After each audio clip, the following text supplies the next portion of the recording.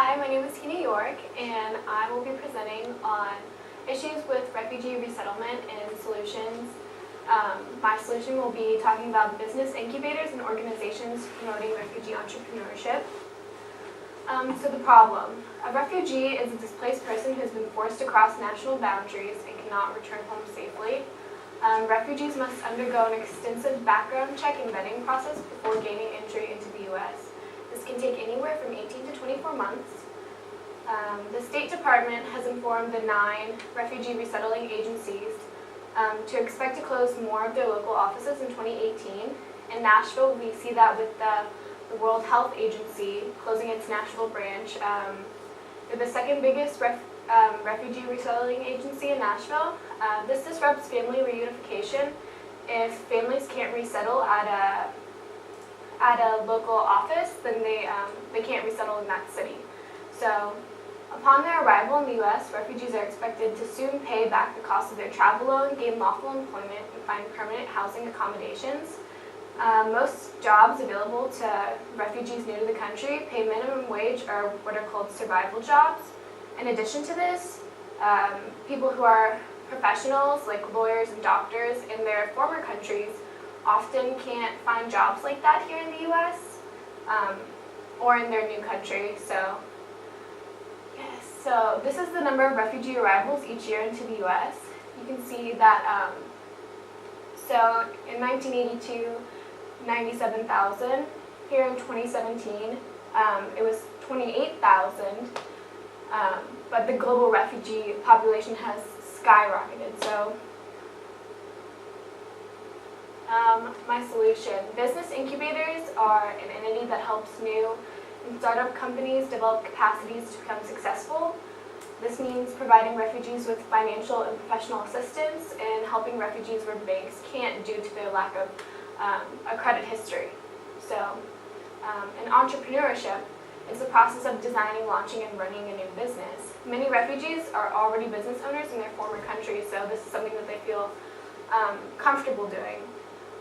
Other solutions that my groupmates will talk about are more education programs, cooperative consultation process, and organizations building cultural communities. So economic benefits to this, it provides jobs mainly. So entrepreneurship is the primary job creator in economies of every size. In Nashville, Tennessee, immigrants and refugees made up 8% of the population, 9% of business owners, and 29% of Main Street business owners, and 32% of small business growth from 2000 to 2013. So you can see that they're a big part of entrepreneurship and business here. In Germany, migrants are responsible for creating 1/5 of new businesses, many of them refugee-owned. In the U.S., 11% of Syrian immigrants alone are business owners compared to the native population's 3%. Another U.S. city, Philadelphia, has over 13,000 immigrant and refugee-owned businesses. So, with jobs comes income, so this is providing supplemental income, helping refugees pay rent, loans, transportation, etc., building that credit history. And this is just a graph, shows you that the share of immigrants in the refugee population is 13%, the share of the labor force is 16%, share of business owners 18%, and share of Main Street business owners is 28%. Societal impacts, it empowers refugee communities, giving them the option to be self-sufficient and start their new lives. Many refugees, or almost all refugees who come to the country are provided with loans and like grants. Usually that lasts about 8 months till it's cut off. So this is a way to help them, provide. It's able to help and employ other refugees. Many refugees who own businesses also make it a point to employ other refugees to help in the refugee community. So it's also diversifying the community and creating cultural awareness. Many people don't really pay attention to struggles other people have around the world unless they come face to face with it. So gaining support for refugee resettlement, it shows refugees are job providers, dispelling the notion that refugees are taking jobs. Here we have a photo from the Nashville Chamber of Commerce saying Nashville welcomes everyone. And here, the Nashville Scene, a prominent local magazine, is helping to dispel the notion that refugees are job takers too. So, steps taken locally in Nashville, Tennessee, the biggest, most prominent organization we have for helping refugees wanting to become entrepreneurs is the Nashville American Development Center. It's actually started by a refugee coming from Somalia, so that's another example of refugees helping other refugees. It provides classes, workshops, and time with a mentor. There's also microloans and micro-lending. These are small loans which generate little to no interest. So for refugees, we have programs called Kiva Zip, a big one called the IRC, Opening Doors, the Merit Project, and others. In federal programs, we have the Micro Enterprise Development Program and the Jumpstart Fund.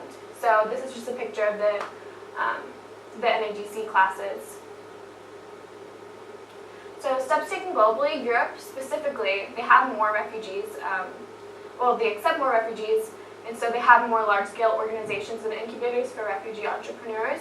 So some of these are incubators for immigrants in the Netherlands, Startup Refugees Finland, and a big one is Turn in the UK. These are just pictures of some of those. And the UNHCR partnered with BRAC to take what's called the graduation approach. It's gaining financial literacy, managing savings, and graduating to skills training, which eventually helps provide them with microgrants and microloans. What steps need to be taken? We need more local opportunity to help refugees, so obviously more incubators, microloan lenders for refugees, and helping them with financial advising and mentorship so they can really get that business off the ground. Globally, recognizing refugees positively as job creators, not job creators, as I've said before. That's a big source of pushback from people. Creating more funding for entrepreneurs, specifically for immigrants and refugees. So right now we do have funding for entrepreneurs. We do have a lot of entrepreneurial programs, but none of them are, or very few of them are specifically for immigrants and refugees. So why business incubators and organizations promoting economic entrepreneurship? It encompasses not only economic benefits, but societal and cultural benefits as well. It's planned for the long-term future. It aids not only refugees, but natives as well. And it's kind of an exponential thing, refugees helping other refugees who help others in turn. So